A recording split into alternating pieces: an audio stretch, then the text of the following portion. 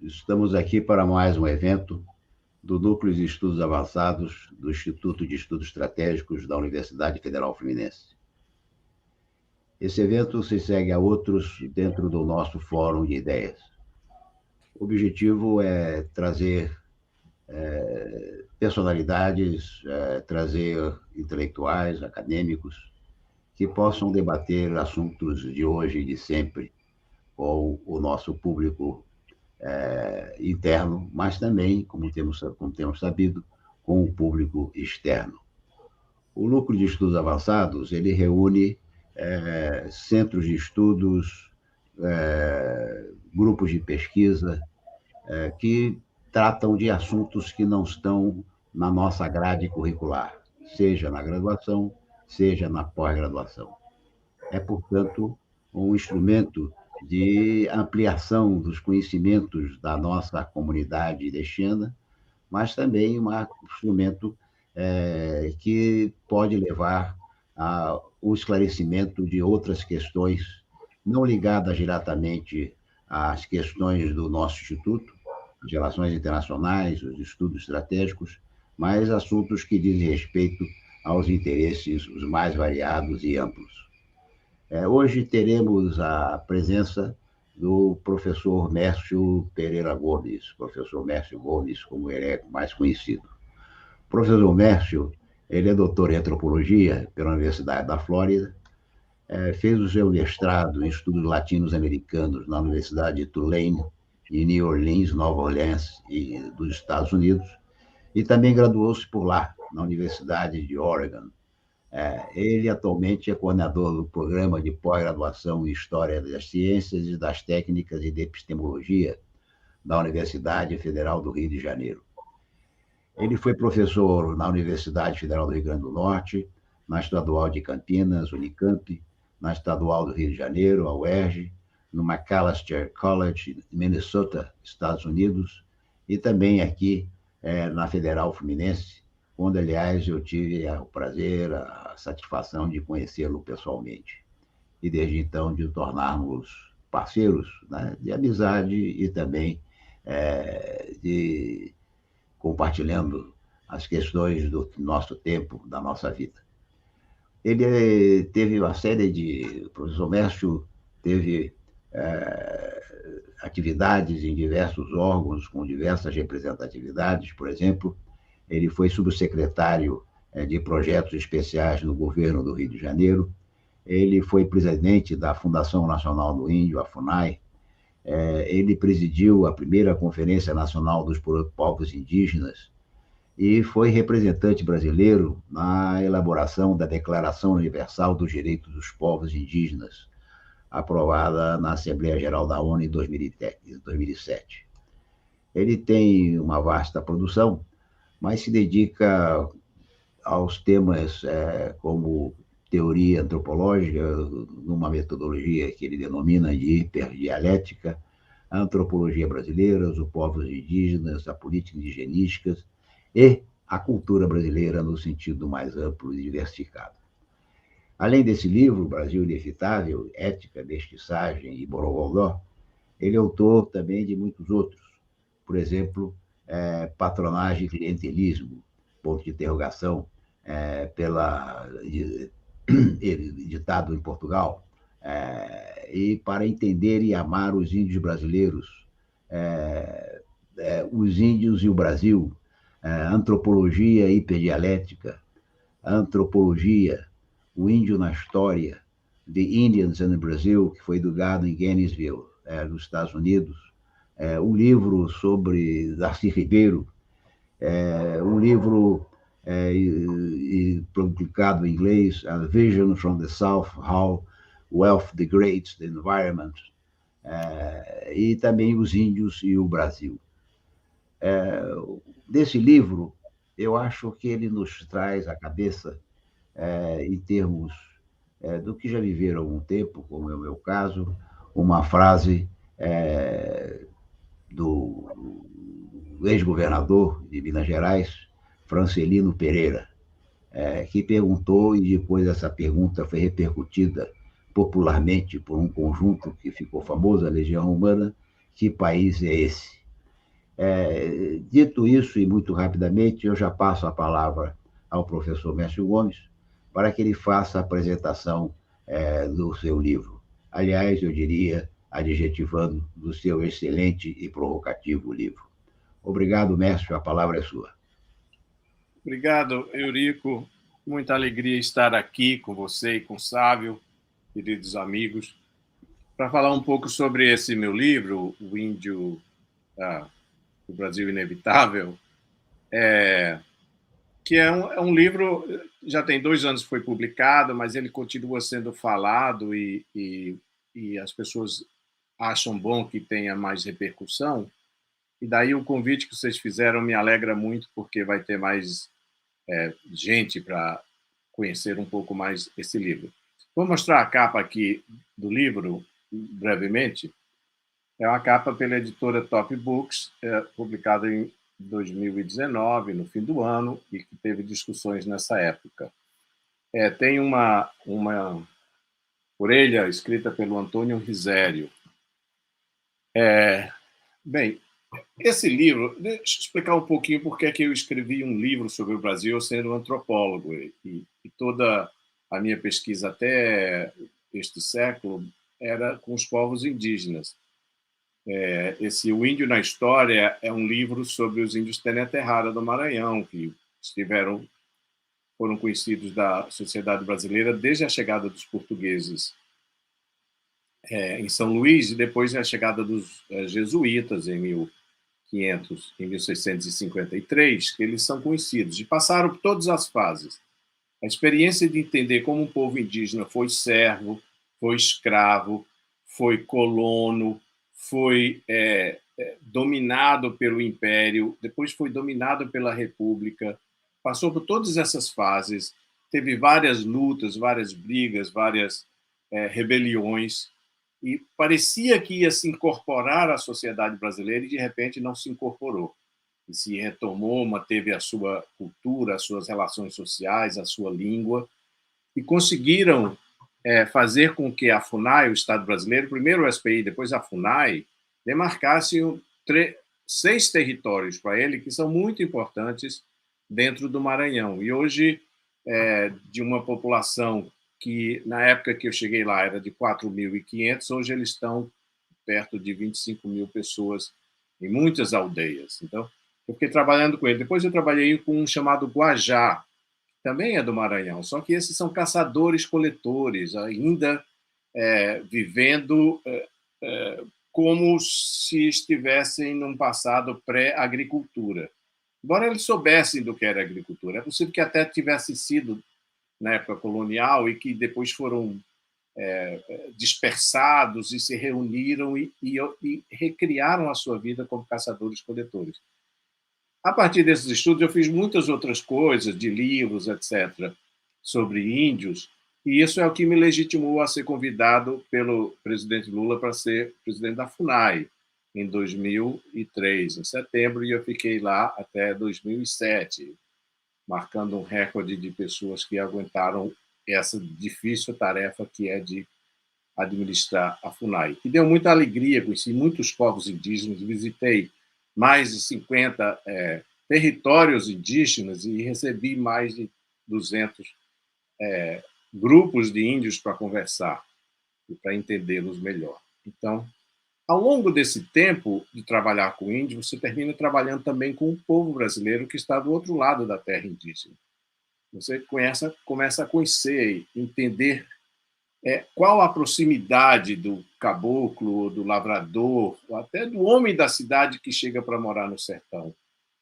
Como é que ele se vira? Aí você vê que eles se viram igual aos índios. Eles têm as mesmas virtudes quando moram sós, naquelas ampliações de território, naqueles avanços territoriais. Frentes de expansão, era chamado assim no século passado. Você vê que eles têm costumes e têm os hábitos de caça, de agricultura, tudo igual ao índio. De repente, você percebe que nós estamos na mesma história dos séculos passados, da época colonial. Eles são descendentes de índios, culturalmente. uma parte tem sangue negro e outra parte tem sangue indígena, também misturado com branco. Então, a cabuclada brasileira, o mestiço brasileiro que está no interior, você percebe que isso foi tudo formado num certo momento da colônia. Então, eu já tinha essas noções assim. De repente, também eu comecei a ir mesmo na UF, foi quando, não, um pouco antes, quando eu estava ainda na Unicamp, mas muito raramente dava aula sobre Gilberto Freire, ou sobre Euclides da Cunha, sobre como estavam pensando o Brasil, porque era um pouco difícil nessa época de fazer isso. As pessoas ainda tinham muito preconceito contra o Gilberto Freire, as academias. Mas na UF eu consegui dar essas aulas e eu comecei a dar aulas sobre o que é o Brasil e os autores que falavam sobre o Brasil. Então eu pensei muito em escrever um livro sobre o que eu chamava de pensamento social brasileiro. Quem são os autores que pensaram o Brasil? Por que eles pensaram tão diferentes? Será que o pessoal do século XVI também pensava o Brasil? Tinha uma noção disso? E ao longo desse período, qual foi o papel do Zé Bonifácio em pensar uma nova nação? O Brasil tem um projeto, que é uma das coisas que muita gente fala, o Brasil não tem projeto. O Brasil não sabe o que é. E é uma massa informe de pessoas dominadas por um Estado. O Estado é que fez o Brasil. Tem essa visão que vem tanto da esquerda quanto da direita. Da esquerda é como se não tivesse, o povo não tivesse consciência de si, portanto, não era propriamente uma nação. E da direita é a ideia de que é preciso um príncipe para fazer um povo, que o povo em si mesmo não tinha uma formação suficiente. Então, esse foi resultou dessas minhas análises sobre como se pensava o Brasil e os pensadores brasileiros. Eu li muito sobre o Brasil, enfim. E então esse livro nasceu com a ideia de dar uma contribuição para a formação sociocultural brasileira, para dar uma ideia sobre como é que se pensa o Brasil, como os brasileiros pensavam, e não só brasileiros, estrangeiros também, que muitos tiveram muita informação, não só os portugueses na época colonial, mas visitantes, os naturalistas no século XIX, que tinham uma certa perspicácia, que às vezes parece muito fácil, mas não, que vem também do que eles pensavam como alemães, como franceses, como italianos que visitavam o Brasil naquela ocasião, no século XIX. No século XX também teve assim pessoas assim que se encantaram com o Brasil. Primeiro assim tem um encantamento grande foi um escritor austríaco chamado Stefan Zweig, que aqui esteve no Brasil, talvez era o escritor mais famoso da época. Escrevia romances, escrevia histórias, um judeu austríaco que tinha uma vasta cultura profunda e que tinha muita acesso. As pessoas gostavam de ler, porque ele escrevia fácil e era importante. E ele veio aqui no Brasil uma vez a convite do Pen Club, exatamente quando o Pen Club brasileiro foi criado. Essa coisa de Pen Club foi criada em 22 pelos americanos.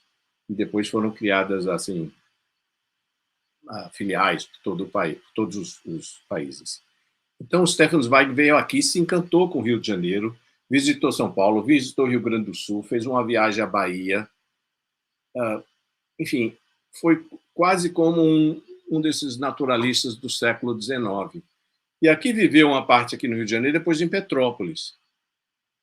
E aqui no Rio de Janeiro, e visitando isso tudo, tem um interior da Bahia, ele falando como ele foi levado para conversar uma fazenda e tudo mais. Esse livro chama-se O País do Futuro, o livro dele publicado em 42, em 41. Ele se suicidou em 42 por conta da invasão e da vitória de Hitler sobre os franceses, do Anschluss da Áustria, a dominação da Áustria e tudo mais, que deixaram ele muito abalado, ele e sua esposa. Mas ele se encantou, disse que o futuro da humanidade tem que se parecer com o Brasil. Aqui o Brasil tem uma sociedade que tem um relacionamento entre eles, nas populações, que transcende as dificuldades em que estavam a Europa, que dão uma viabilidade para o país Brasil. O outro estrangeiro, também judeu, mas dessa vez da Tchecoslováquia, que aqui chegou ao Brasil em São Paulo, nessa mesma época, em 1940, fugindo também de Hitler, da tomada da parte alemã e depois de Praga. Ele, depois de fazer uns anos trabalhando assim para o sogro, que é quem tinha um investimento em São Paulo, de uma indústria de baterias, eu acho que era assim, chama-se Wilhelm Flusser. E ele viveu no Brasil e começou, a partir da década de 50, meados da década de 50, disse: eu não vou ser mais businessman, não vou mais ser industrialista nem nada, eu quero ser filósofo, que é a minha vocação, que sempre foi. E aí começou a ter contatos com a USP, com intelectuais paulistas daquela época. A USP, naquela época, o rejeitou. Depois eu vi o Gianotti dizendo por que o rejeitou.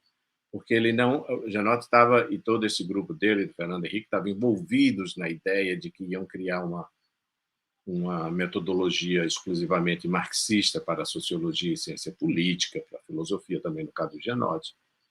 E o Flusser não tinha nada a ver, não queria saber desse negócio político. Ele estava pensando numa...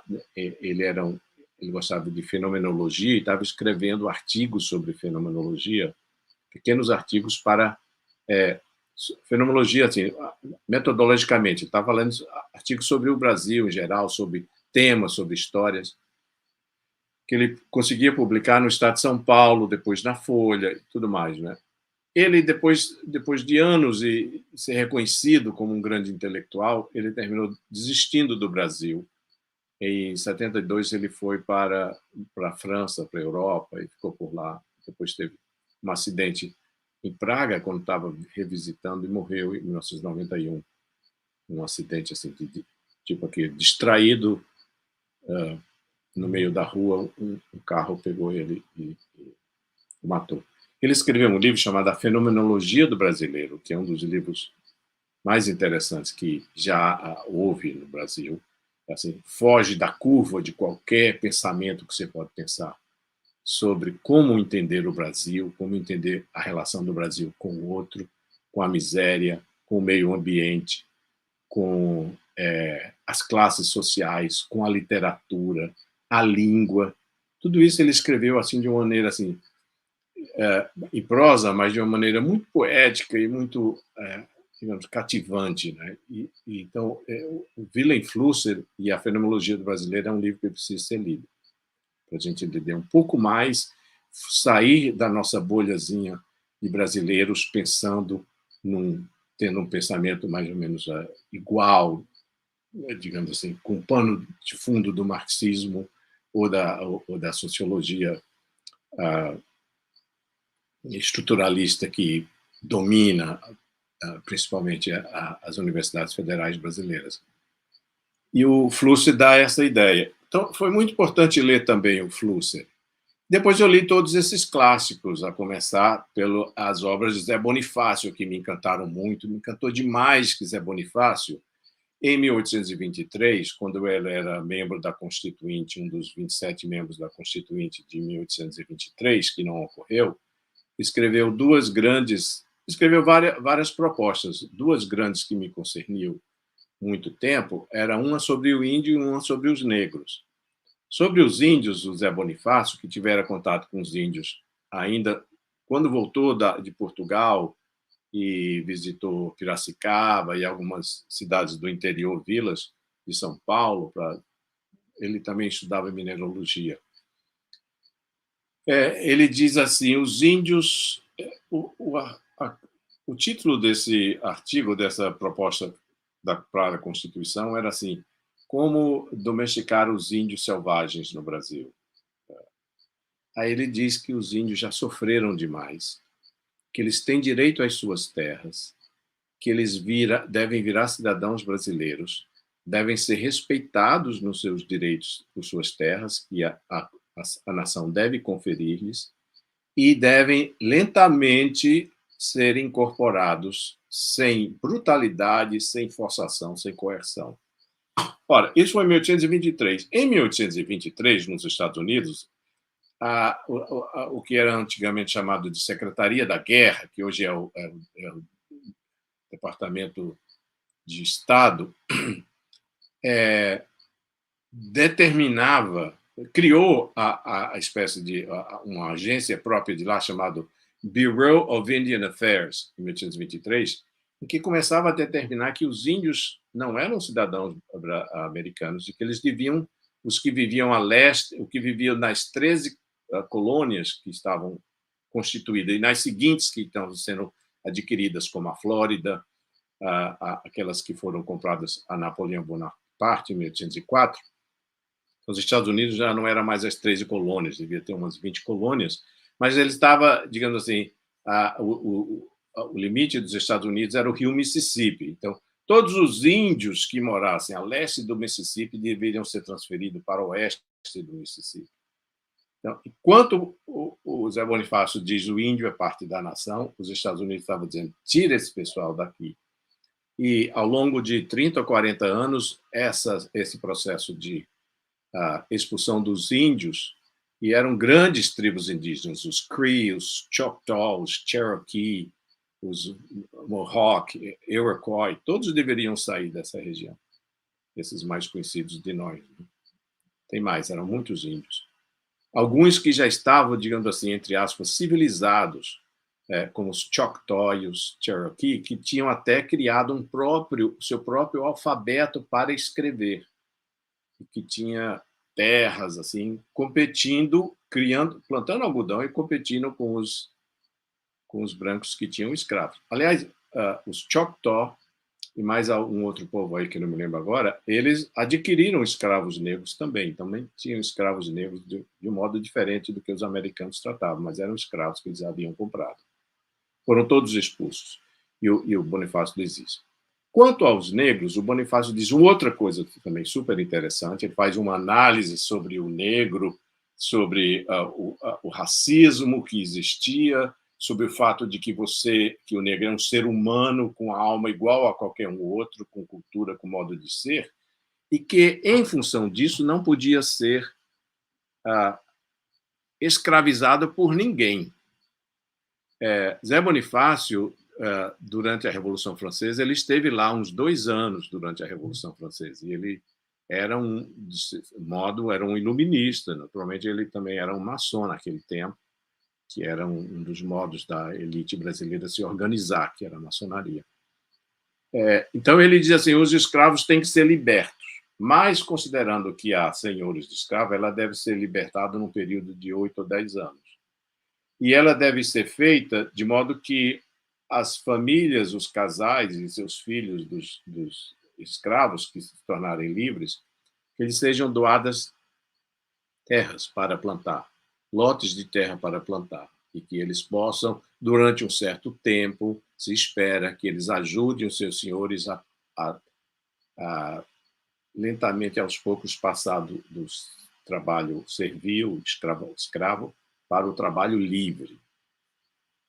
Então, o Zé Bonifácio impressionava muito nessa época por dizer uma coisa dessa.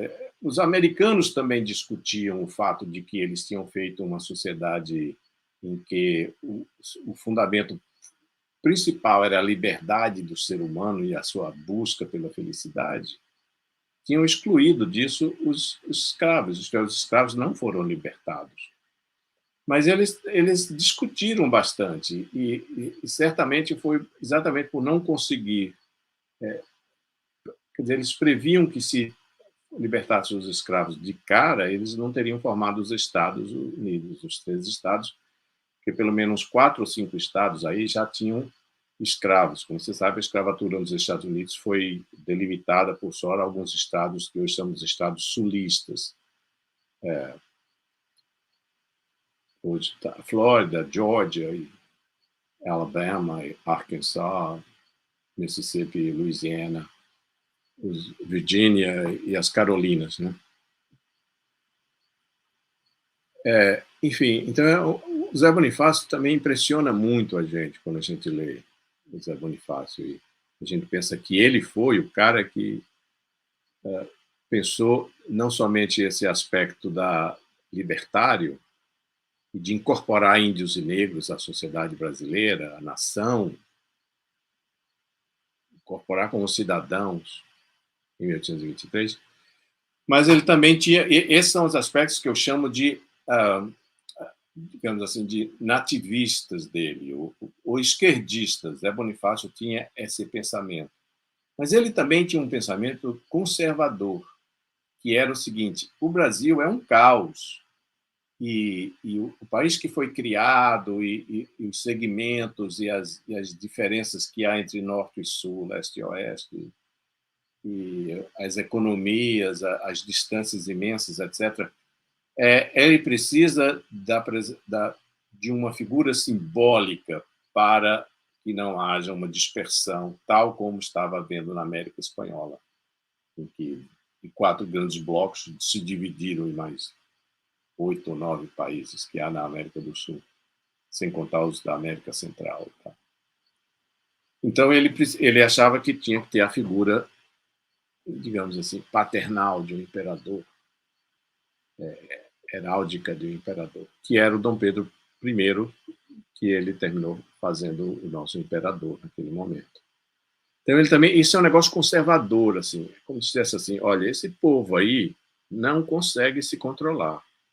Esse povo é anárquico, ele não tem um jeito de se ordenar direitinho. Não são americanos. Ele não disse essas palavras, mas é mais ou menos como se dissesse isso. Então, esse povo precisa ter uma figura paternal. E esse negócio durou, como sabemos, 60 e tantos anos, quase 70 anos, até o fim da escravidão, que se arrastou mais do que em qualquer outro lugar do mundo, e a República, a proclamação da República, que foi também um outro grande salto na formação sociopolítica brasileira, né? Que também transformou com a chegada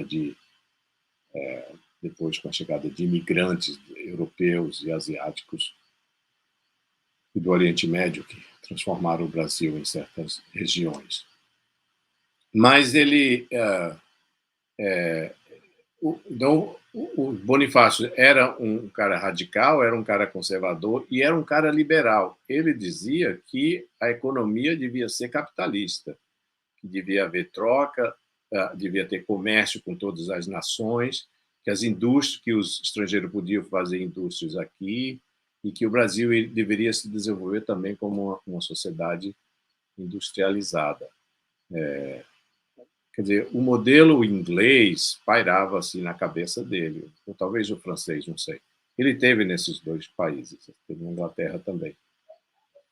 Então, ele era... Esse daí é o que eu chamo o pensamento seminal brasileiro. Há pelo menos 3 formas do brasileiro se pensar ainda hoje. E o Bonifácio segura essas 3 ideias: a ideia conservadora, a ideia radical, e a ideia liberal, a ideia estrutural, a ideia racional do capitalismo. Ele tem esses 3 pensamentos. Eu acrescento um outro a mais, que corre assim nas nossas veias e na nossa mente, que é uma ideia de que o Brasil pode ser uma coisa diferente, é uma ideia assim utópica. Esse utopismo tanto pode ser de direita como esquerda, mas é uma vontade de criar sempre o novo, e isso também está dentro de nós. Isso mobilizou durante tanto tempo e continua a mobilizar, eu acho, a esquerda brasileira.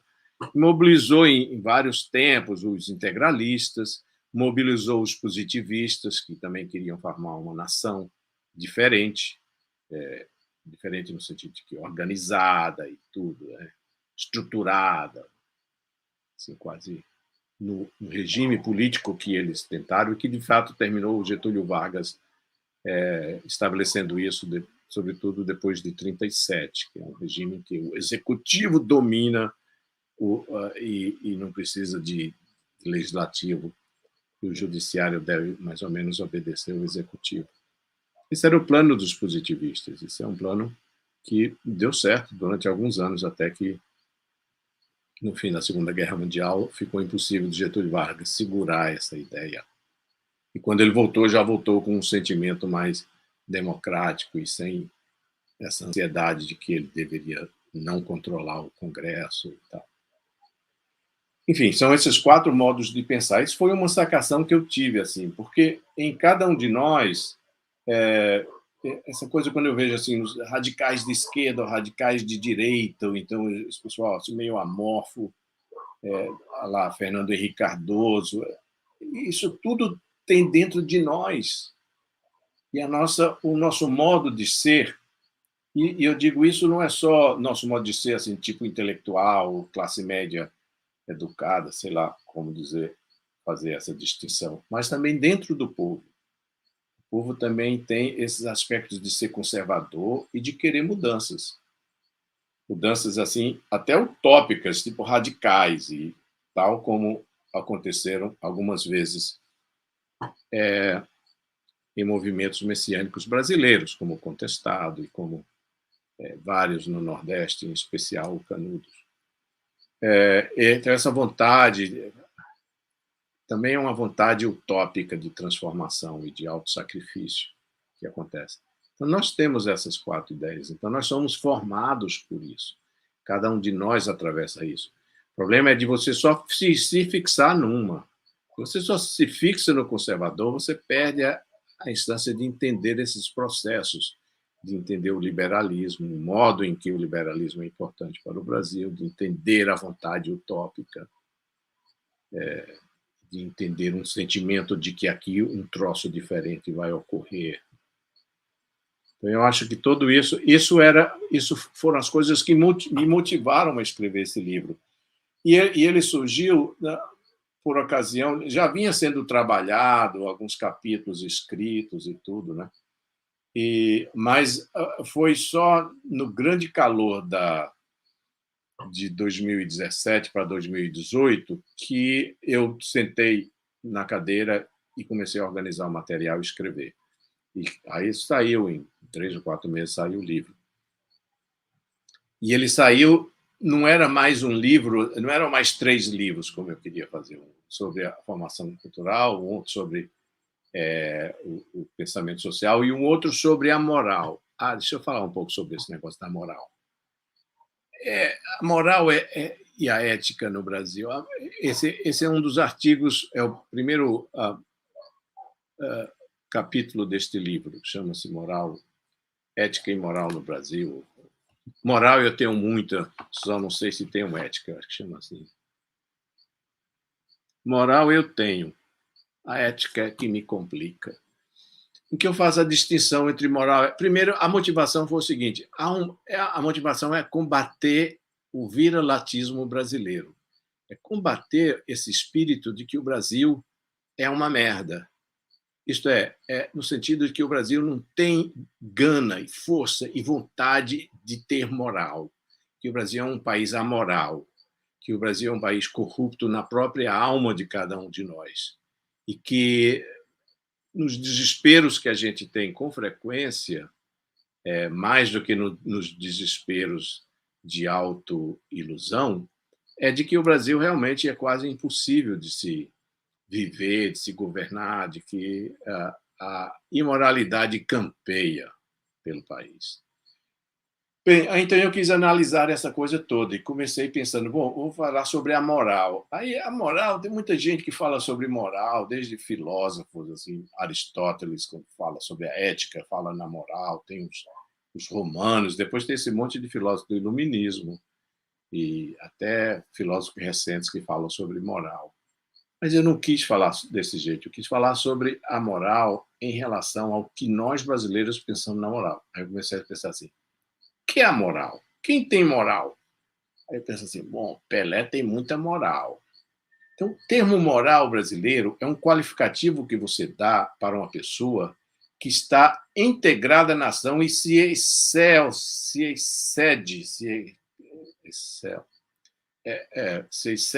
em qualidades dentro daquela coisa que ele é. Né? Então, ele tem muita moral. O professor tem moral. Isto é, ele sabe de si, ele sabe da sua condição de ser como brasileiro. Então, isso é o que é a moral do brasileiro. Ele aprendeu isso na sua infância, com os pais, ele aprendeu a encontrar os caminhos, ele aprendeu a ser resiliente diante das dificuldades, ele aprendeu a encontrar um caminho de trabalho. Então, isso é o que eu chamei de moral. E a ética A ética e moral, como sabemos, é a mesma coisa. Uma em latim e outra em grego. E ambos significam são aditivos derivados do termo que é costume. Ou, como é que se diz? Disposições de comportamento, que em inglês em grego é ethos, que vira ética. Em latim é mores, que vira moral. Então, são a mesma palavra, mas eu quis dizer que, no Brasil, quando se fala de ética, você fala sempre com um olhar, com um ar superior, de que está vindo assim, lá do céu, essa coisa, da ONU, ou da última novidade sobre como é que se deve se comportar, se você deve fumar ou não fumar, se você deve jogar lixo fora ou não, se você deve respeitar os seus vizinhos ou não. Quando vem assim de fora, a gente vê isso muito como imposições novas, que às vezes são necessárias porque o mundo muda e a moral tradicional brasileira não dá conta desses comportamentos, né? Por exemplo, esse de parar de fumar ou de não jogar lixo fora, no meio das casas ou no mato quando você passa, né? Você tem cuidado agora, muito mais. Quer dizer, vem de fora. Mas muitas delas são imposições irreais, né? Que você não. Sei lá, irreais. Elas vêm com um ar de poder político que as pessoas rejeitam. Se você tiver ainda, não for um vira-lata completo, você rejeita, em muitos casos. Então, eu joguei com essas duas ideias, de moral e ética, como a formação do brasileiro. Então, esse é a terceira parte que ia ser do livro. Isso aí se distribuíram em vários capítulos, só que ética e moral está num capítulo só, bastante longo, sobre os exemplos. Se está com o menino no supermercado, aí o menino vai lá e pega um chocolate e abre e come. O que é que você faz? Aí ele chega e ele fecha o embrulho assim e bota num cantinho da prateleira. Você deve pegar e dizer para ele que isso não pode, que não sei o quê, ou não? Ou você deixa porque você é leniente com seu filho, não sei o que mais. Então, eu faço vários exemplos desse tipo assim. Você é uma criança, uma menina, aí traz, de repente, a mãe vê que chegou uma borracha nova, está lá no meio do kit dela de lápis e borrachas. Aí o que é que você faz? Você manda ela devolver ou você mesmo vai lá e devolve, morta de vergonha? Ou que tipo de coisa é que você ensina para sua filha ser honesta? Em outras palavras. Então, muitos exemplos para tentar ver o que é moral no Brasil e se essa moral é suficiente para nos alimentar como seres morais, que nós precisamos ser. Né? E por que que, em função de não sermos capazes, em grande parte dos casos, de fazer isso, por que é que nos deterioramos na imoralidade? E que saída temos para isso? Então, esse capítulo também tenta dar uma saída. Aliás, esse é um sentimento também desse livro, é de que não adianta, que estava antes conversando, que não adianta você escrever alguma coisa se ele não tiver ressonância na realidade. Isto é, se ele não disser alguma coisa, quer dizer, só apresentar problemas é fácil, né? Só criticar é fácil. Eu quero saber você dizer alguma coisa para resolver essas críticas que você faz. Né? Então, esse livro também tem esse espírito, que é de escacaviar a alma do brasileiro, os aspectos coletivos da sociedade, alguns interessantes que traz, como o caso da criação de passarinho, que as pessoas têm tanto amor por criar, e se isso é um troço antropocêntrico, ou se é um amor à natureza, como eu desenvolvo no livro. Então, esses temas são desenvolvidos de vários modos, para dar esse sentido de que eu estou falando do presente, mesmo que eu esteja dando todo um exemplo constitutivo para chegar a esse presente. Quer dizer, o presente está vivo, às vezes, no passado. porque ele reflete aquilo que o passado será, e também, naturalmente, o passado antecipa coisas que acontecem com certa estruturação. O mundo não é tão estruturado como muitos intelectuais querem dizer, não é? Tem os acasos, tem as intervenções e tudo mais, e o ser humano também tem capacidade de transcendência, de transformações. Mas a gente pode sentir que há uma coerência desde a formação original do Brasil até o presente, de modo que existe essa coisa chamada Brasil, e existe uma coisa chamada cultura brasileira. Ela foi formada, ela criou um povo, muito antes de ter um Estado. Então, eu sou desses que diz assim, não importa que tenha um Estado, o Estado foi criado, mas antes já havia um povo chamado Brasil, e uma cultura. Então, esse é mais ou menos o sentido, digamos, filosófico, antropológico deste livro. E ele se desenvolve em 9 capítulos, e no final tem uma espécie de vontade de dizer o que é que o Brasil tem a mais que pode se transformar. Então, essa é a apresentação que eu quis dar para vocês agora.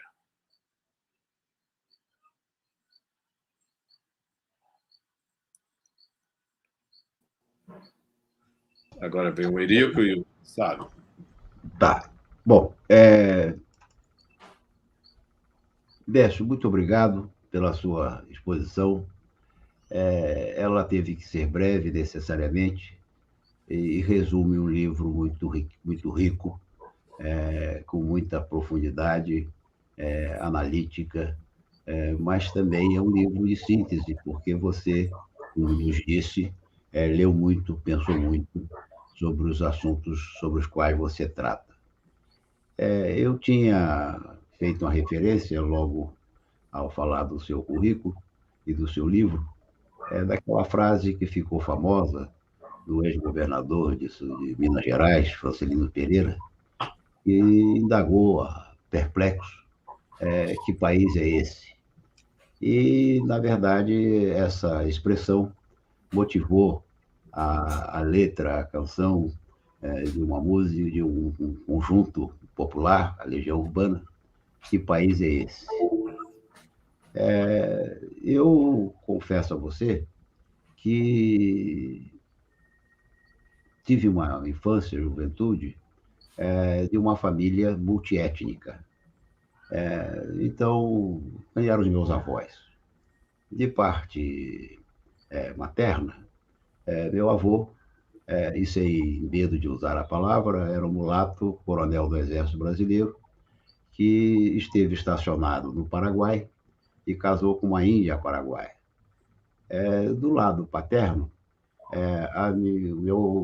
meus avós vieram de Portugal, sendo que a minha avó era de origem escocesa e ele era de origem portuguesa. Eu mesmo tive meus filhos com uma judia, que veio lá da Ucrânia, nas perseguições que ocorreram lá na Ucrânia, perpetradas pelo regime soviético, né? Então, eu fui criado muito com a ideia de Stefan Zweig, que eu li muito jovem. Eu me permito citar aqui como eu via. E, na verdade, vou lhe confessar, eu vejo. Ele dizia o seguinte, numa passagem: considerando que o nosso velho mundo é mais do que nunca, ele está escrevendo no período da Grande Guerra, Segunda Guerra Mundial, que é do que nosso velho mundo, mais do que nunca, governado pela tentativa insana de criar pessoas racialmente puras, como cavalos e cães de corrida, ao longo dos séculos, a nação brasileira tem sido construída sob o princípio de uma miscigenação livre e não filtrada, a equalização completa do preto e branco, marrom e amarelo. Foi assim que ele nos viu, foi assim que ele nos interpretou, e foi assim que ele nos sonhou. E eu confesso a você que, particularmente, foi assim que, durante grande parte da minha vida, eu sonhei e pensei que participava dessa sociedade.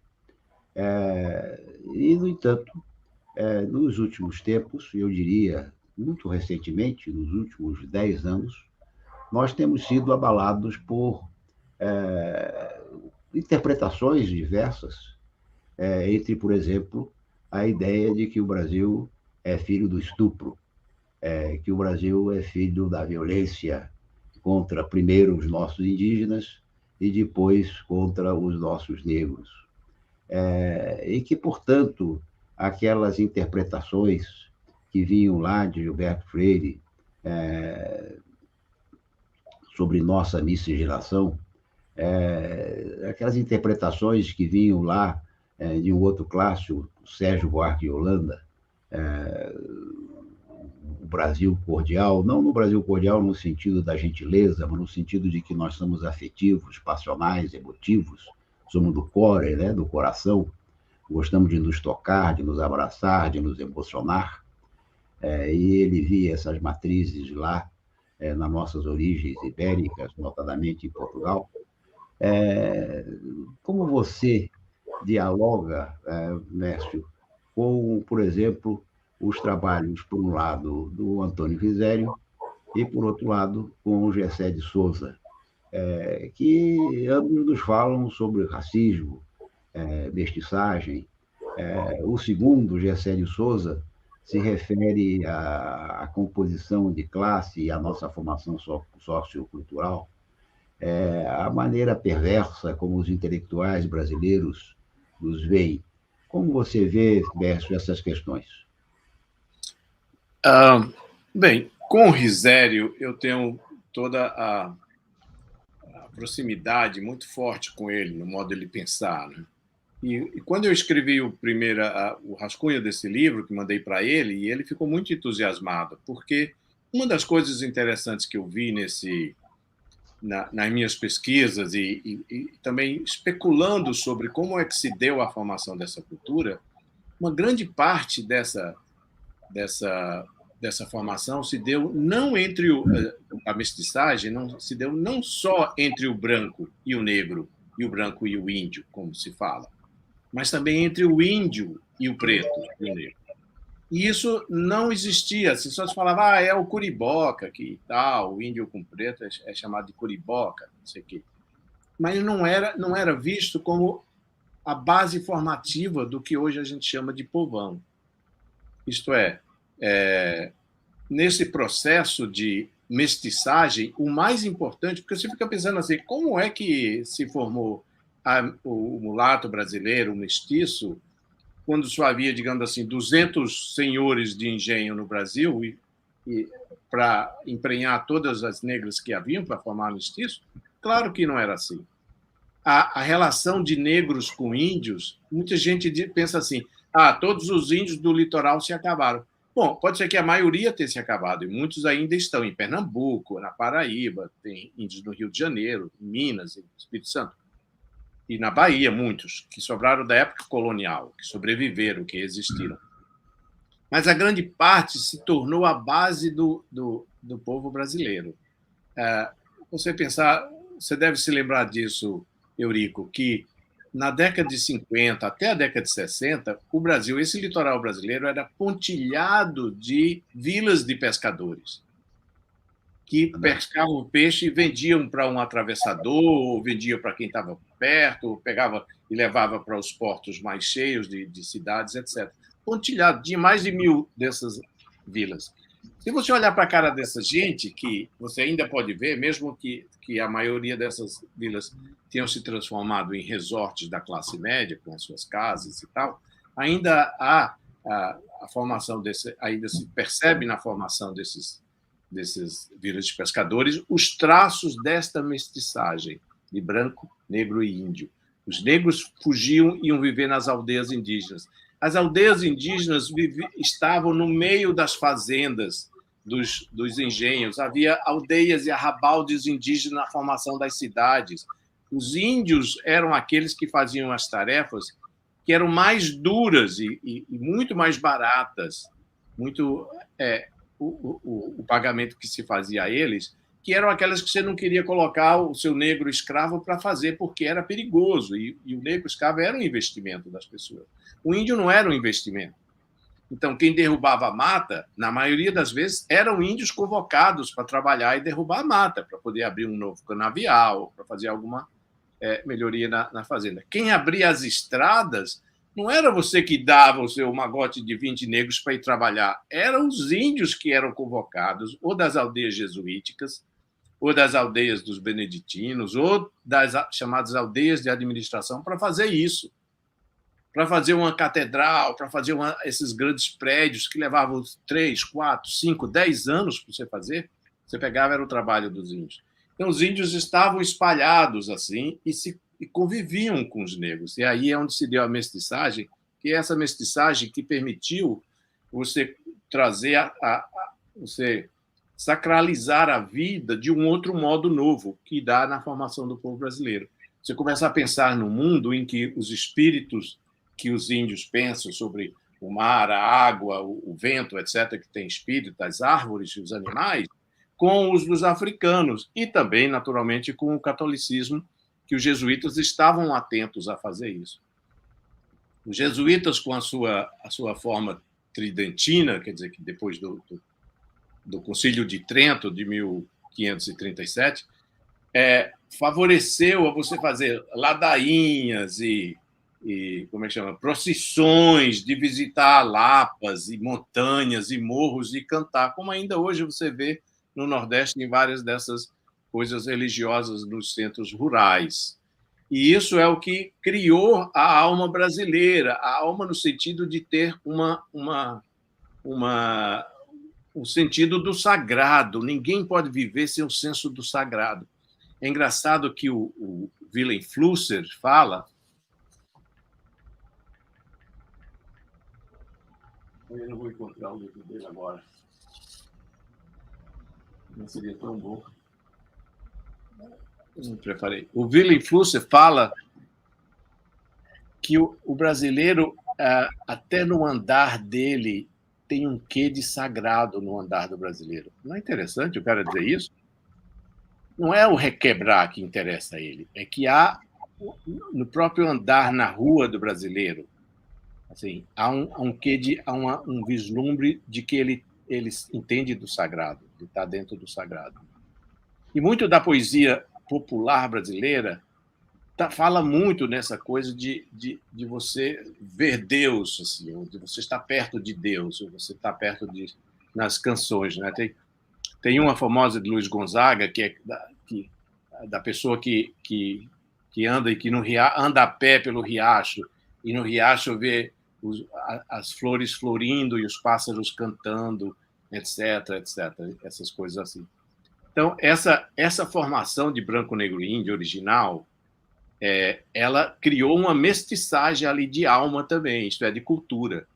Então, os índios meio que chamaram para si essa tarefa, porque eles é que conheciam, eles é que sabiam onde encontrar o barro para você fazer aquele negócio que dava o pão de açúcar, para fazer os canisters que fazia em que você botava o mel para você fazer o açúcar. Era eles onde sabiam. Tinha que encontrar em tal lugar, em tal rio, na beira desse rio com o mar, é ali que você encontrava. Então, tudo isso você vê acontecendo, até para a formação dessa coisa que chama-se o engenho. Então, você diz assim, o engenho é um negócio de negro, só foi o trabalho de negro. Que nada. O índio complementava. Quem fazia a cestaria era o negro, num lugar, numa fazenda que precisava de cestas. Quem fazia as cangalhas, quem fazia todas as coisas de barro, de madeira, quem fazia eram os índios, que tinham seu trabalho minimamente pago para fazer isso. Então, essa mistura é uma mistura real. E é uma coisa assim, meio surpreendente que, de uns anos para cá, você fala em 20 anos, mas é mais tempo, é da década de 70 que começou a se botar na cabeça e começaram a vir pesquisadores a demonstrarem que havia racismo no Brasil, não é o que o Gilberto Freire falou, não é o que Stefan Zweig falou, não é o que os franceses falavam, que eram... esqueci agora o nome do cara que chamou democracia racial. Quem inventou esse negócio de democracia racial não foi Gilberto Freire, foi, hein? O Sávio está dizendo quem é? Não, eu não sei se foi ele que inventou, mas uma pessoa que também falava sobre isso era o Jacques Lambert, geógrafo francês. O Jacques Lambert falava, mas antes tinha um outro francês, aquele que estudou candomblé, e que foi muito importante na Bahia, que virou também uma pessoa do candomblé. Passou 30 anos na USP. Roger Bastide. Roger Bastide, exatamente. Roger Bastide é que inventou esse negócio da democracia racial. Agora, parece que quando começou esses trabalhos para refazer o que é o racismo brasileiro que existe, onde é que está esse racismo? Por que prevalece ainda a quantidade imensa de negros nos escalões mais baixos da sociedade? Quando as pessoas dizem isso, eles só pensam nos negros dos escalões, mas estão lá os índios também, estão lá os caboclos, estão lá misturados, todos eles estão. Né? A distinção é mínima, mas tem gente que quer fazer uma distinção muito grande.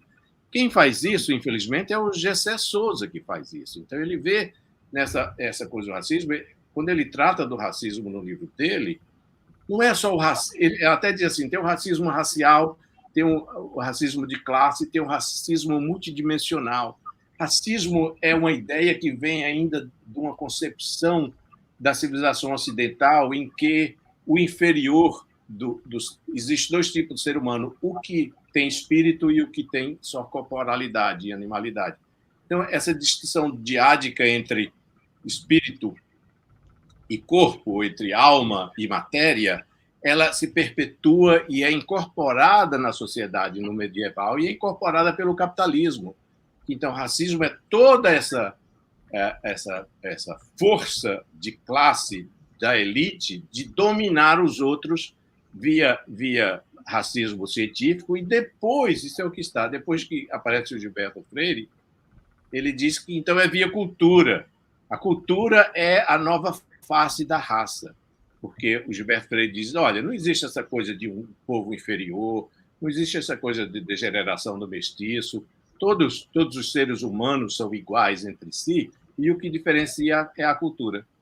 E o Gessé, assim, meio que assim, canhestramente pega isso para dizer que agora o racismo é a cultura. Então, quando você fala de cultura, você está falando que existe uma cultura superior e uma inferior. É a mesma coisa que dizer que existe uma raça superior e uma inferior.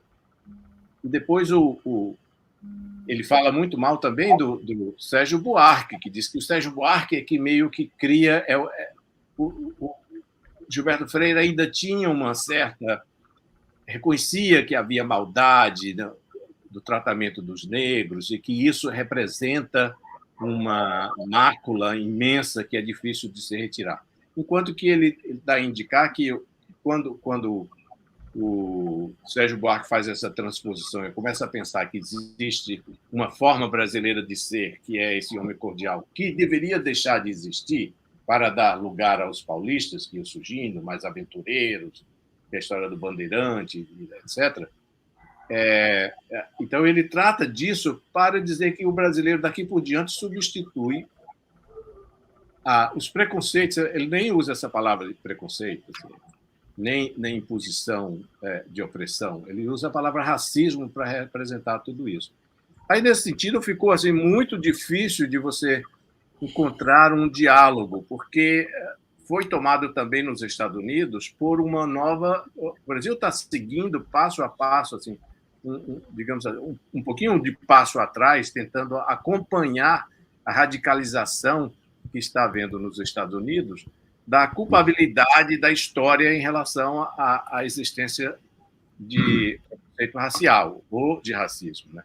Então, nós estamos também sufocados por essa ideia de que não tem nenhuma saída. O sistema americano é igual ao brasileiro. Pior. O sistema brasileiro é pior do que o americano, diz o Gessé Souza. É pior porque junta o racismo de raça com o racismo de classe. Quer dizer, dá um double aí nessa história. Então fica terrível de dialogar com o Gessé, porque ele está determinado a ser um ideólogo desse momento no Brasil, o ideólogo dessa formação do pensamento brasileiro, e não importa que tenha outras coisas no meio, ele se fixa nessa ideia e ele dá um ar assim, meio altamente acadêmico, porque isso tem uma coisa de alemão nessa história, de que isso vem da distinção entre corpo e alma, e quem quem é corpo é o negro, quem é corpo é o inferior, no caso do sistema universal, quem é corpo é o latino e quem é alma é o americano. E no caso do americano, tem o corpo e tem a alma lá dentro, etc. Ele não quer saber, ele atravessa toda essa coisa de que o racismo é um troço internacional, é um conjunto, é uma conexão total, em que, no fundo, essa distinção entre o superior e o inferior. Então, a palavra racismo ele usa para significar, digamos, a desigualdade social que existe no mundo, que existiu desde que o homem deixou de ser igual, quando começou a criar os impérios e criar classes sociais, etc. Então, nós estamos perdidos, se for pensar nisso. Nossa forma de racismo, para ele, é pior do que a americana. É engraçado que ele acha que, na Europa, em relação à Europa, a francesa parece com o Brasil. É hipócrita, finge que não é, mas é. E que o único que presta mais ou menos é o alemão, não é engraçado? Porque ele estudou tanto da Alemanha. Não, na Alemanha, o negro entra em qualquer lugar, se sente à vontade, pode estar vestido do que for, ele está em qualquer lugar. E ele é respeitado sempre. A Alemanha dizer isso, que a Alemanha tem, será que ele não sabe o que é a alma alemã lá dentro? Enfim, é uma coisa assim que, como ele é o ideólogo desse momento histórico dessa esquerda mais radical brasileira, é impossível de você chamar a atenção para ele repensar essa história, repensar que as nuances são mais importantes do que esse aspecto dualístico do poder, dessa coisa. E ele usa, assim, não somente os alemães importantes, a partir do Max Weber, mas ele usa também o Pierre Bourdieu, ele usa o Charles Taylor, que é um canadense, e ele faz essa coisa, uma construção bem construída, assim, no sentido alemão da palavra. Tudo parece estar ligado uma coisa com a outra numa estrutura discursiva poderosa. E aí ele diz isso, bom, e o Brasil está perdido. Qual é a situação? Aí, no final, você vai ver a solução dele é a volta do PT. Aí parece um negócio, pô, por que ele teve que dizer isso no final? Tem que ser a volta do PT. Tem que ter alguma outra coisa para a solução. Mesmo que seja esse o problema, não pode ser a volta do PT. Tem que ter uma outra coisa. Assim. Tem que ter um pensamento à altura do que ele está para analisar esse momento e essa estrutura que ele apresenta. Não é uma coisa episódica. Diz que o PT é o único que abriu um espaço para a pobreza entrar, tal como Getúlio Vargas, que também abriu um espaço em outra época, que Getúlio Vargas foi condenado a se matar, e agora fizeram a derrubada do PT. Ele fala nessa coisa.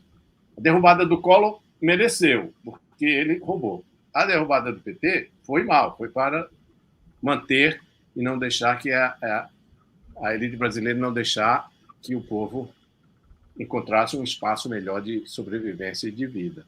E Getúlio Vargas, que todo mundo antes, quer dizer, a esquerda dizia, sobretudo o Partido Comunista, que ele flertava com o nazismo e com o integralismo e com o fascismo, também ele acha que é o momento em que houve uma integração do povão brasileiro, não necessariamente de raça, mas ele diz que é de raça.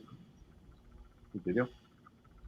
Então nós estamos assim nesse momento sem saber como se a gente for seguir a argumentação do Gessé, a gente não tem saída. O Brasil é um bando de hipócritas elitistas que querem manter o poder desse modo. Que só uns iluminados é que pensam diferente, é que podem resolver a questão. É difícil você pensar que uma visão filosófica do Brasil fique presa numa história dessa, né? Eu gostaria de fazer alguns comentários, mas eu vou conter o meu egoísmo e vou passar a palavra ao Carlos Sávio. Bem, boa noite a todos. É um prazer grande estar aqui no NEA do INEST, na companhia de dois amigos e mestres, né? O Eurico foi meu professor no longínquo ano de 1993, primeiro professor de Ciência Política, Política 1, né? Depois foi meu orientador de monografia e, desde então, nos tornamos colegas e amigos.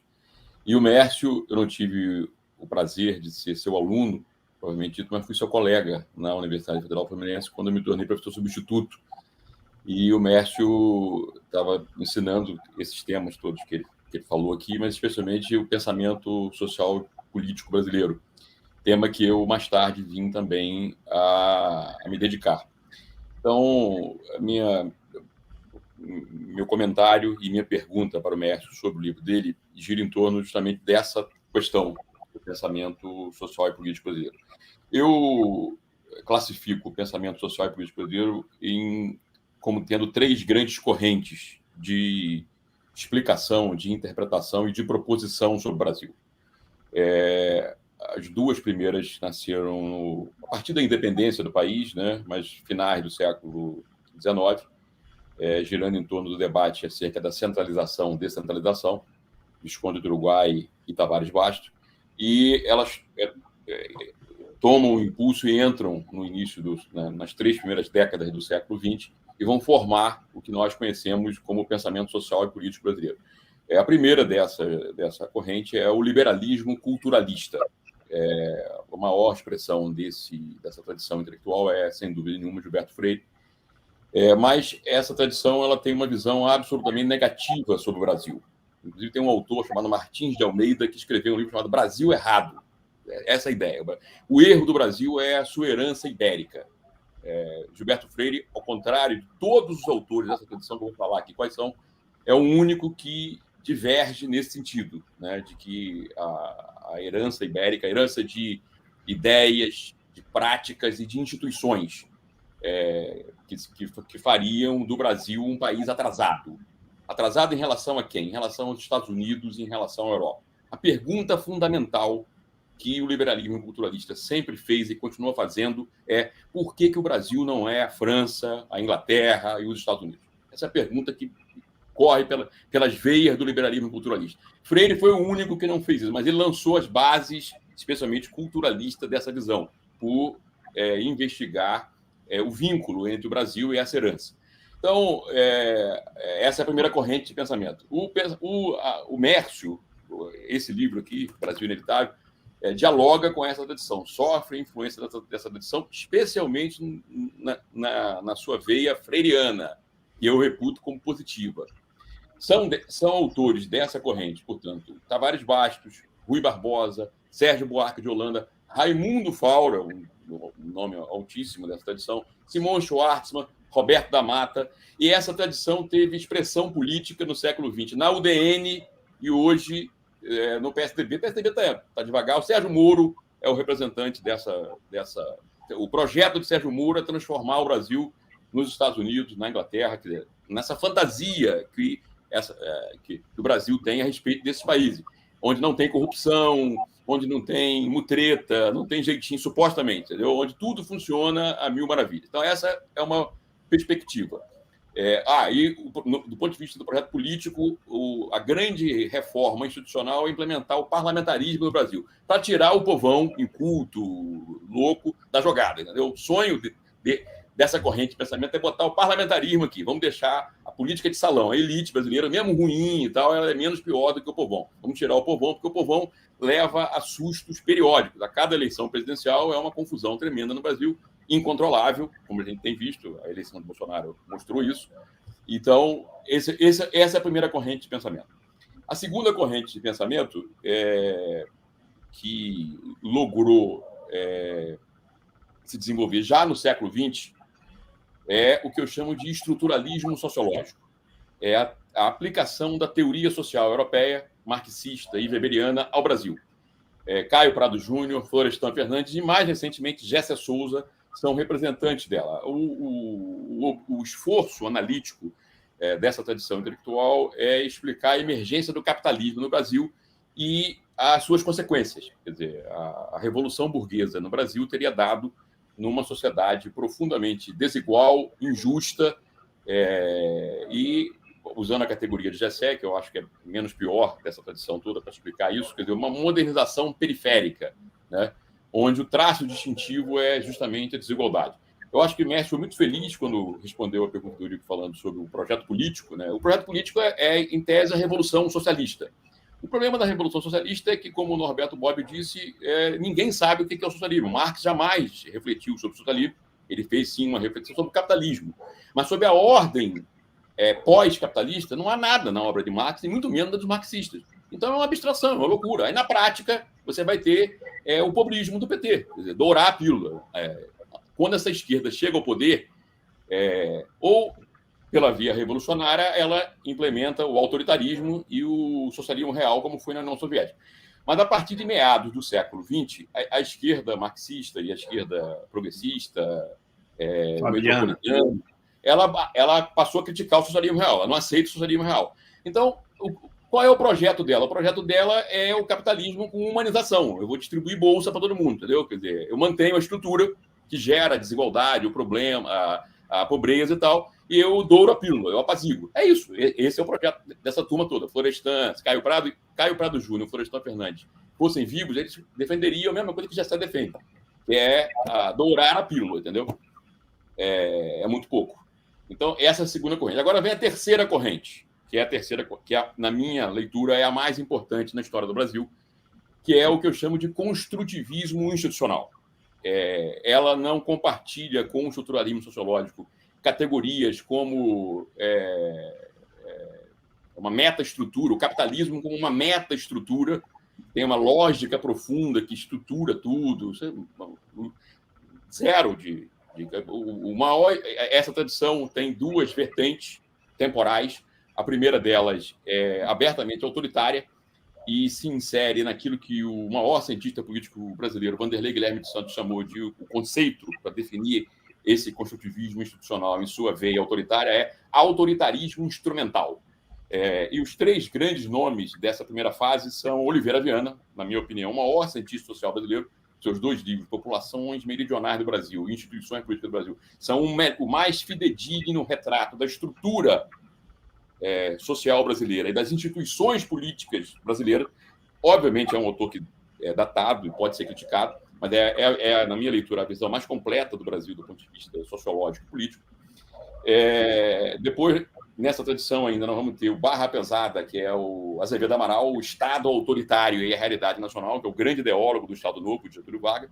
Chico Campos, Francisco Campos, que não legou uma obra, propriamente dito, mas legou uma obra institucional. Foi ele que escreveu a Constituição de 37, depois a de 64. Tinha um golpe, Francisco Campos ficava excitado, entendeu? Para poder dar o desenho institucional do golpe. E depois essa tradição ela passou por um processo de democratização profunda do ponto de vista do pensamento e do ponto de vista do projeto político, que foi dado o nacional desenvolvimentismo dos anos 50. E aí vamos ter figuras como expressão desse construtivismo institucional, Guerreiro Ramos, grande sociólogo baiano, Darcy Ribeiro, Celso Furtado, que embora tenha um vínculo com o estruturalismo, mas tem uma visão construtivista do país, e, mais recentemente, Mangabeira Unger.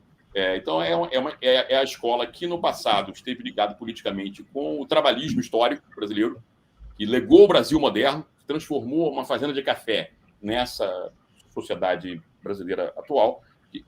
A minha tese é que nós vivemos sobre os escombros do corporativismo de Marx. E hoje, do ponto de vista político, ela tenta se inspirar na figura, na liderança política de Ciro Gomes. E o Mércio, na minha leitura, o livro do Mércio ele sofre influência. É um livro cuja característica, do ponto de vista formal, benfazeja, é totalmente anti-acadêmico, esses escritos acadêmicos, que ninguém quase lê, nem os acadêmicos leem, entendeu? Porque são sem graça, são sem nenhum frescor. O livro do Mércio é extremamente agradável de ser lido, é um revigoramento do ensaísmo clássico brasileiro nos tempos atuais.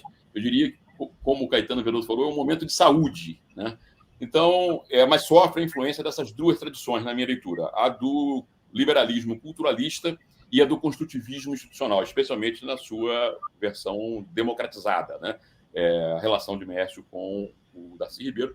Como o Eurico fez referência no início, Mércio não é uma das características distintivas do construtivismo institucional, é que o intelectual construtivista institucional ele não é um intelectual de gabinete, ele não é um intelectual de ficar escrevendo papers apenas, ele é um intelectual de arregaçar a manga, de intervenção, mas a intervenção não militante, como Florestan Fernandes fazia, como Gessé faz agora. Uma intervenção de reconstrução das instituições. Se a coisa não funciona assim, deve funcionar assado. Então, eu vou lutar para que, intelectualmente, nós sejamos capazes de reconstruir o modo de funcionar das instituições para resolver os problemas diagnosticados. Então, essa é a tradição do construtivismo institucional e essa é a influência que essa tradição exara sobre o pensamento de Mércio. E a do liberalismo culturalista, no sentido dessa ênfase na cultura, né? Tal como Gilberto Freire e Darcy Ribeiro entenderam. O construtivismo institucional, do ponto de vista metodológico, tem o seu assento na dimensão política. O estruturalismo sociológico, como o nome diz, na dimensão sociológica, social, a denúncia e o protesto a respeito da ordem social.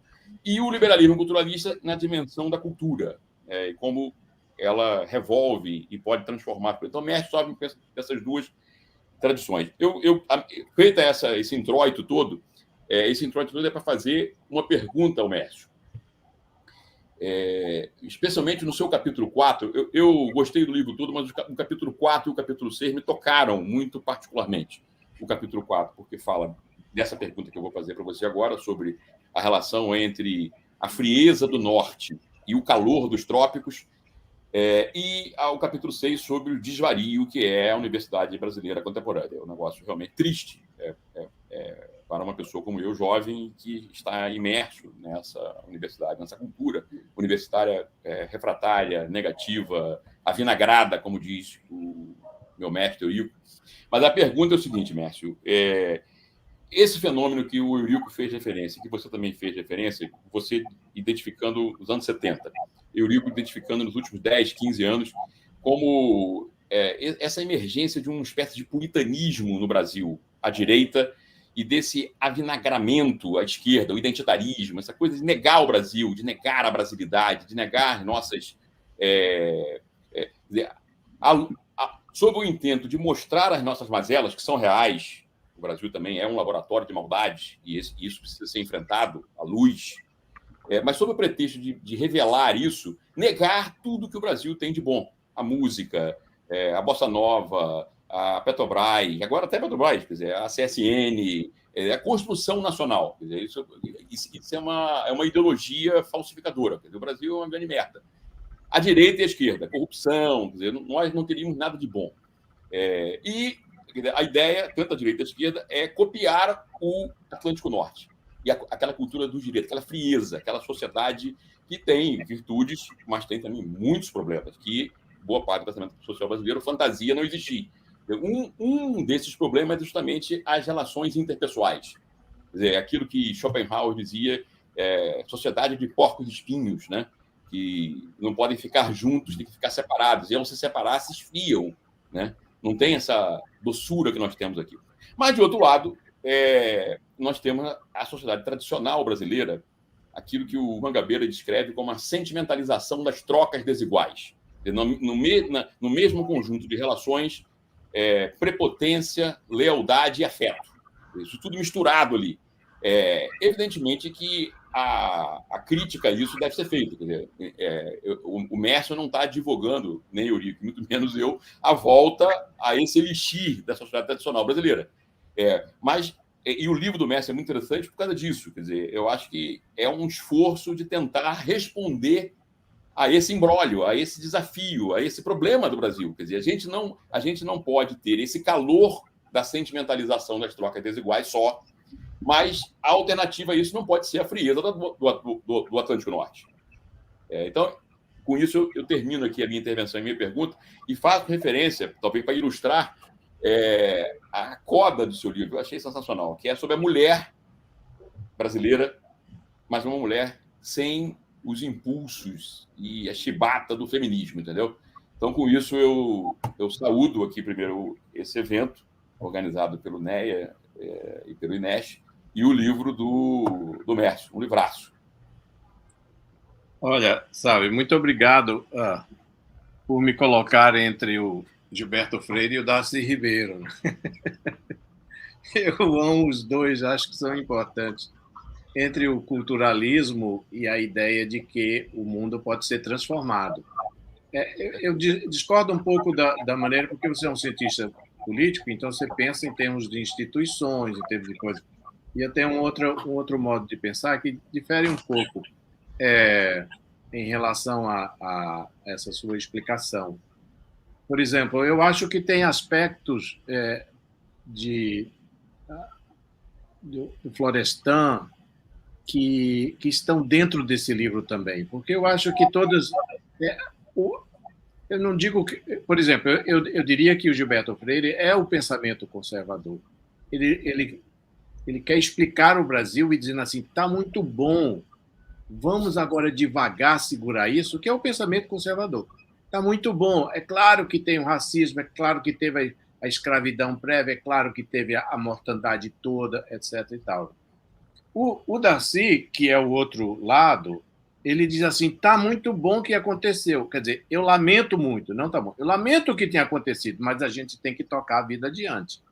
Então, uma das coisas assim que o Darcy me deu como emulação foi a ideia de que o cientista social brasileiro tem um dever para com a nação, sobretudo porque ele é classe média, ele tem que produzir o discurso da nação.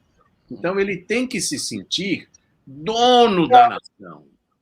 E essa é a primeira, digamos assim, saída para essa história de você estar descabelado porque nós somos racistas e não tem mais saída, e essa coisa que você chamou de vinagre, que vem da esquerda, ou então esse outro que é um pensamento assim utópico de que Deus é que vai nos salvar e tudo mais, né?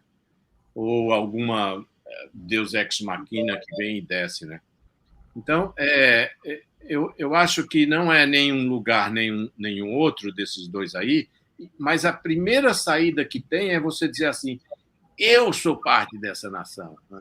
Mesmo quem veio de mais recente, no século XIX, ou o que é imigrante recente, depois da década de 50, como a esposa a mãe dos filhos do Eurico, mas mesmo essa pessoa, isso é uma das coisas fundamentais do Brasil que a mestiçagem criou, é que quem chega aqui, nem precisa ser geração, você vira brasileiro. E você vira brasileiro não no escaninho de brasileiro ucraniano, brasileiro germano, brasileiro italiano. Você vira como um brasileiro, que é o escaninho que os americanos dão, não é? Você pode vir de onde vier, você sempre será African American, Italian American, Swedish American, qualquer coisa você tem esse qualificativo. Outro dia eu estava vendo os americanos reclamando por que é que só os puritanos é que são chamados de Americans? Todos os demais têm esse qualificativo. No Brasil não tem. Então, assumir isso, que essa é a sua terra e que você é responsável por ela, nós que somos classe média, isto é, a gente não dá duro na enxada, a gente não está fazendo massa de construção, a gente não está derrubando mata para fazer boi, para botar boi no pasto. A gente está escrevendo e dando aula para os nossos colegas. Esse é o problema da universidade. Você tem que primeiro assumir que esse é seu, essa é a sua nação. Então, você tem que estar responsável fundamentalmente pela educação que você dá às pessoas, no caso de nós, professores, ou como intelectual, de dizer aquilo que se acha que é a verdade. Ser capaz de voltar atrás se alguém disser uma coisa melhor. Tem uma frase linda do Darcy que ele dizia que o Anísio Teixeira disse para ele. Anísio Teixeira é um dos heróis do Darcy, né? Junto com o Rondon. Era o Anísio Teixeira, o grande educador, filósofo brasileiro, o cara que criou o INEP e outras coisas mais e fez uma coisa importante tentando a educação brasileira dar uma educação prática para todos, uma educação tanto para o cidadão como para o homem que precisa sobreviver. Ele diz assim, que uma vez o Anísio tomou de surpresa dizendo assim, Darcy, eu não tenho apego às minhas ideias. As minhas ideias não estão paradas. Se alguém me disser uma coisa melhor, eu mudo. Essa atitude de que você está aberto para uma discussão em que você não está só, digamos assim, sitiado, entrincheirado na sua posição, mas você se abre para o diálogo, é fundamental para nós e é fundamental para a classe média, que não está tendo isso agora. A classe média que está avinagrada e a outra classe média, elas estão brigando e cada um por sua posição, e não há nenhum encontro aí, não há nenhuma possibilidade de um encontro. É lamentável, e nesse sentido, assim, pensar que essas coisas são estruturadas mundialmente, que isso é o que está acontecendo também nos Estados Unidos, né? E que o resultado disso, quer dizer, a causa disso é uma série de transformações mundiais que já vinham acontecendo, né? Desde os filósofos pós-modernistas que desafiaram a verdade, que desafiaram a possibilidade do conhecimento e que o conhecimento virou um negócio subjetivo, etc. Tudo isso já foi devastador para você ser um intelectual, porque se você vive nesse mundo em que o que você fala é só a sua opinião, que você não pode provar e, ao mesmo tempo, você não pode avançar no seu pensamento, é danado, né? E o Brasil, a classe média brasileira intelectualizada absorveu isso de cabo a rabo, desde o filósofo até o cara da física. Pensa desse jeito, que não sei bem se o átomo é o átomo, será que é o átomo? Eu estou só inventando o que é o átomo. Tem gente que fala isso, é o discurso do átomo, entendeu? Não existe o átomo, existem os quarks. Daqui a pouco eu vou descobrir outras coisas aqui abaixo dos quarks. Então, esse período foi um período terrível dessa trinca francesa que chegou aqui com essas ideias de que não há uma possibilidade de você dizer alguma coisa que seja real. Então, isso foi terrível. O relativismo, né? Esse é um relativismo epistêmico, não é só o relativismo do antropólogo que está dizendo, não, o índio também tem seu valor, o branco tem, o cigano tem. É epistêmico, é que toda frase de conhecimento é relativa em relação a outras posições. Então, nada realmente... quando você ensina isso para o aluno, o cara não vai aprender mais nada. Para que aprender? Se tudo além de toda frase conter uma forma de opressão, né? Exato. E a opressão é sempre de quem está no poder. Então, se você diz essa camisa é azul, é porque você está no poder para dizer que é azul. Porque alguém pode chegar e dizer, não, é azul claro, ou é assim, cor de não sei o quê, né? Então, isso foi terrível para o Brasil, foi terrível para a universidade, e a universidade paga um preço terrível, porque ela perde a sua gana, a sua vontade de descobrir verdade, a sua vontade de fazer coisas que funcionem, que lhe dê responsabilidade. Então, a gente superar o pós-modernismo intelectual epistêmico, o relativismo epistêmico, é fundamental para a gente chegar em algum lugar. É fundamental, é uma exigência do nosso tempo. Então, e se conseguirmos, a universidade pode baquear. A outra coisa é essa, você tem que assumir que você é um dono dessa terra, você também tem o que dizer sobre ela. E é engraçado que esse movimento o positivo desse movimento da eleição do Bolsonaro é que ele trouxe, assim, na esteira da vitória dele, ele trouxe um monte de gente que antes não podia dizer nada. Então, mesmo que ele diga coisas assim muito estapafúrdias, ele está dizendo alguma coisa que o Lula trouxe em regiões do Nordeste para a pessoa dizer eu sou eu. Agora o Bolsonaro trouxe outra coisa.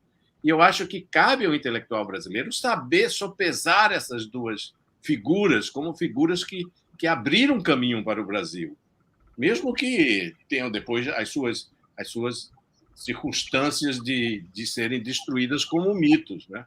E tem um artigo sobre o mito, da imolação do mito, em que eu trato disso.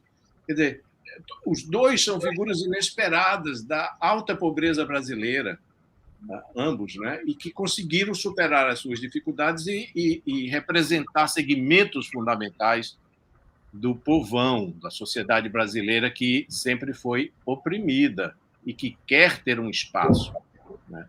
Então, esse é o momento que nós estamos vivendo e nós, como intelectuais, devemos ter a consciência clara, crítica, mas clara e respeitosa de que temos que encontrar um diálogo entre essas duas forças.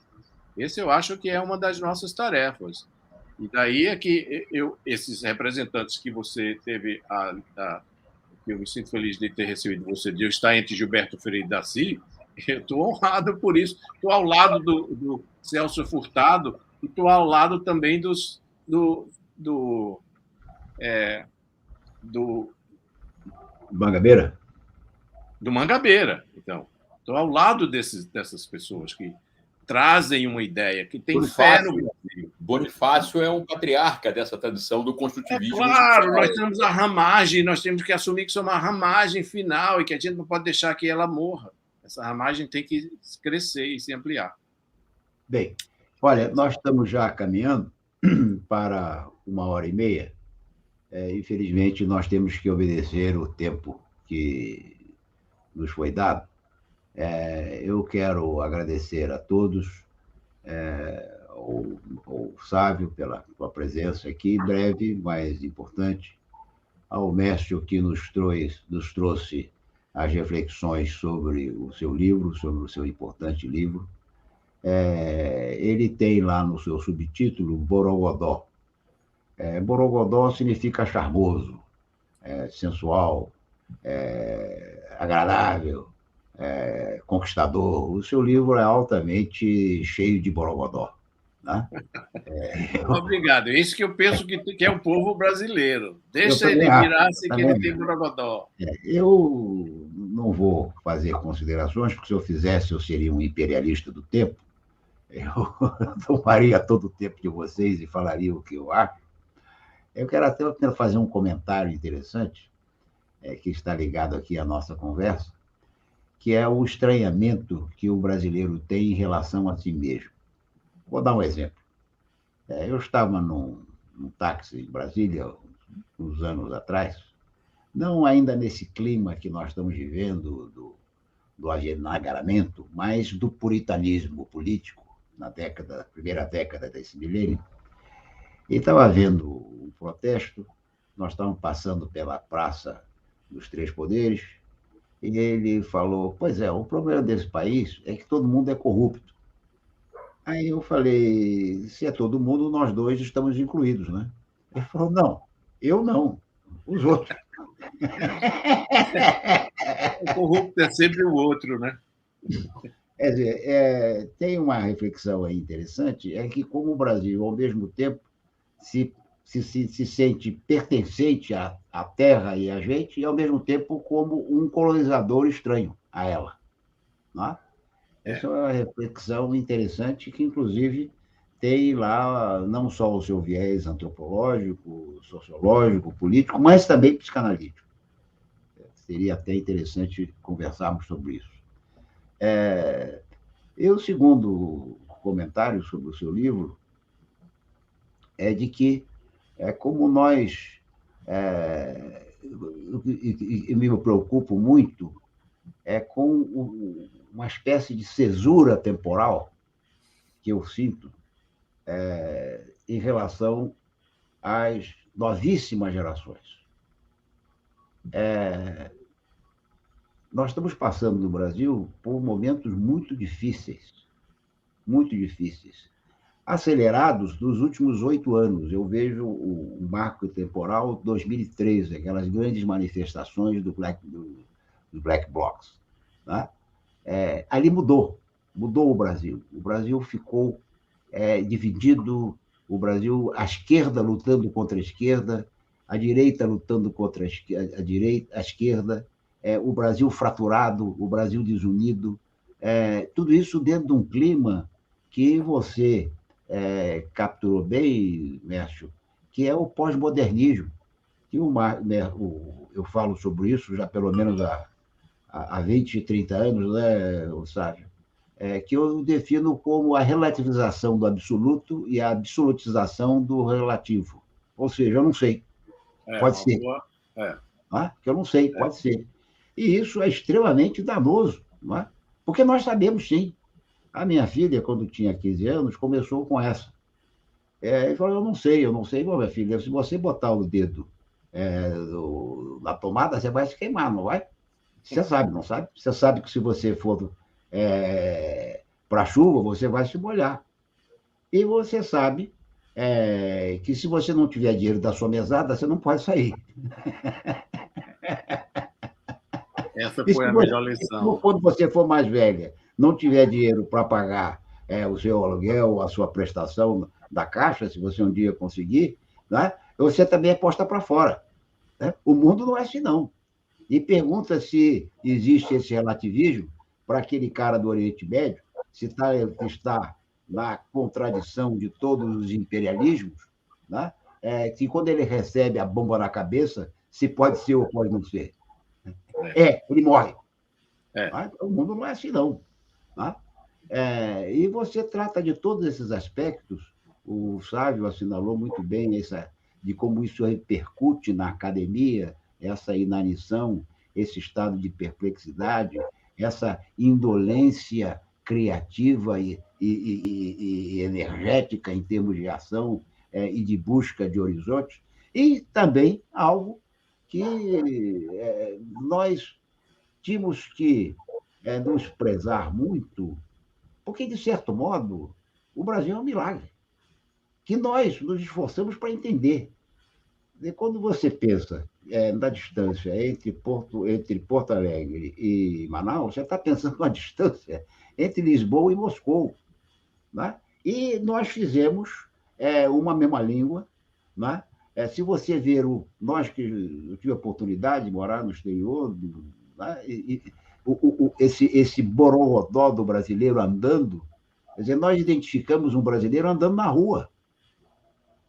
Nós criamos um ser brasileiro que é complexíssimo, tanto é que nós tentamos, com as nossas claves teóricas, interpretar, mas que é riquíssimo e que me diz, e quando eu vejo esse brasileiro na rua, né, eu me pergunto qual é o sentido dessas teses identitárias, etc., quando nós geramos um país, Décio Sávio, que segundo o IBGE, 49% autodeclarado pardo e mais 7% autodeclarado preto ou negro. Agora, não sei se pode dizer preto ou negro, porque eu posso ser acusado de racismo. Tá? Então, 50 e poucos por cento, e nós temos aqui um racismo estrutural, é algo complexo. Por outro lado, essa ideia de estranhamento, né, que faz com que nós sejamos estrangeiros em nosso próprio país.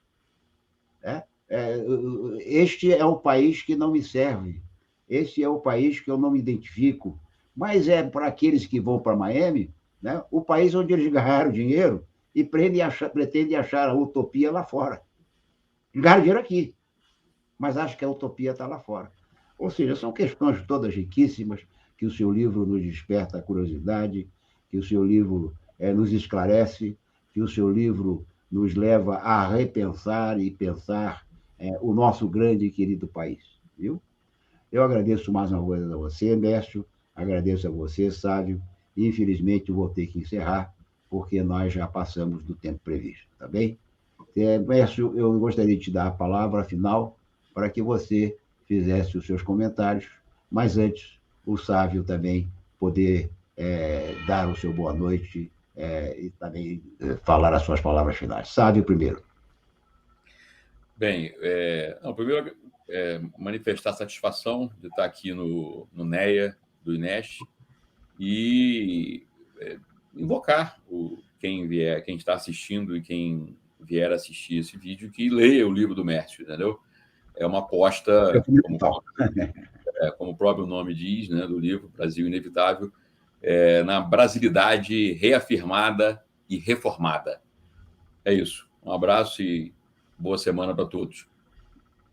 Obrigado, eu quero agradecer aos amigos queridos por proporcionarem essa ocasião em que eu pude falar um pouco sobre o livro e que eu tive também um feedback muito importante de vocês dois, coisas que eu não imaginava que tivesse trazido tanto interesse nas suas mentes e nas suas ideias de Brasil, e correspondências com o que eu penso também.